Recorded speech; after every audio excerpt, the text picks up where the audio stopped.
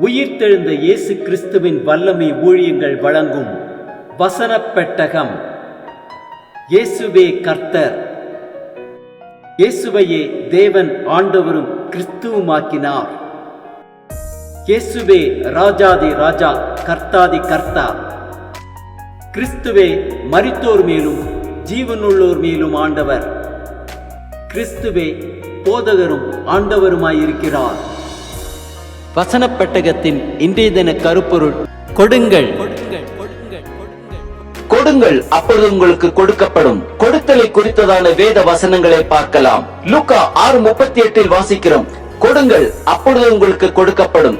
அமுக்கி குலுக்கி சரிந்து விழும்படி நன்றாய் அளந்து உங்கள் மடியிலே போடுவார்கள்.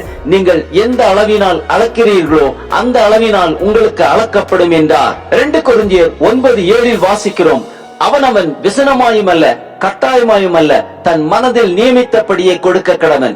உற்சாகமாய் கொடுக்கிறவனிடத்தில் தேவன் பிரியமாயிருக்கிறார். 1 நாளாகமம் 29:14 வாசிக்கிறோம்: இப்படி மனப்பூர்வமாய் கொடுக்கும் திராணி உண்டாவதற்கு நான் எம்மாத்திரம், என் ஜனங்கள் எம்மாத்திரம், எல்லாம் உம்மால் உண்டானது. உமது கரத்திலே வாங்கி உமக்கு கொடுத்தோம். நீதிமொழிகள் 18:16 வாசிக்கிறோம்: ஒருவன் கொடுக்கும் வெகுமதி அவனுக்கு வழி உண்டாக்கி பெரியோர்களுக்கு முன்பாக அவனை கொண்டு போய்விடும்.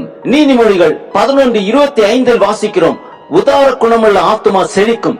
எவன் தண்ணீர் பாய்ச்சுகிறானோ அவனுக்கு தண்ணீர் பாய்ச்சப்படும். நீதிமொழிகள் 3:9 வாசிக்கிறோம்: உன் பொருளாலும் உன் எல்லா விளைவின் முதற்பலனாலும் கர்த்தரை கனம் பண்ணு. 2 கொரிந்தியர் 9:11 வாசிக்கிறோம்: தேவனுக்கு எங்களால் ஸ்தோத்திரம் உண்டாவதற்கு ஏதுவாயிருக்கும் மிகுந்த உதார குணத்திலே நீங்கள் எவ்விதத்திலும் சம்பூர்ணம் உள்ளவர்களாவீர்கள். நீதிமொழிகள் 3:27 வாசிக்கிறோம்: நன்மை செய்யும்படி உனக்கு திராணி இருக்கும் போது அதை செய்யத்தக்கவர்களுக்கு செய்யாமல் இராதே. மல்கியா 3:10 வாசிக்கிறோம்: என் ஆலயத்தில் ஆகாரம் உண்டாயிருக்கும்படி தசம பாகங்களை எல்லாம் பண்டக சாலையிலே கொண்டு வாருங்கள்.